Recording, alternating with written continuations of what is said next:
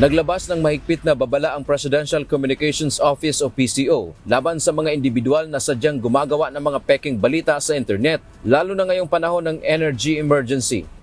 Sinimula ng PCO ang hakbang para kasuhan ang taong nasa likod ng isang Facebook page na nagpapakalat umano ng maling impormasyon. We are initiating the filing of charges against the persons responsible for the Facebook page Malasakit News Pilipinas.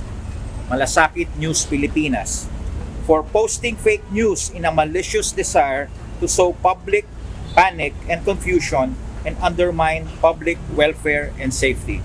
Hiniling na ng ahensya sa Department of Justice o DOJ na imbestigahan ang tatong partikular na post na kinabibilangan ng umano'y isang gawa-gawang energy lockdown na idinisenyo para mang-scam ng mga tao na bumili ng solar panels. Isang pekeng kakulangan sa supply ng krudo upang mag-panic buying ang publiko ng gasolina, diesel at LPG. Isang imbentong emergency lockdown dahil sa tinatawag na COVID-19 Cicada variant. Binigyang diin ni PCO Acting Secretary Dave Gomez na ang paglalathala ng maling balita ay isang krimen sa ilalim ng batas.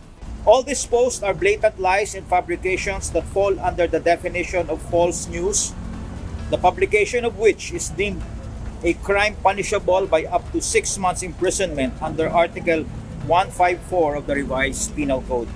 And because it is committed online, the penalty is higher under the Cybercrime Prevention Act.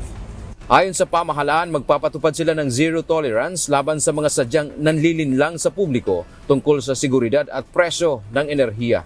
Dante Amento, UNTV, News and Rescue. Diyos ang aming sandigan, serbisyo publiko ang aming pinahahalagahan.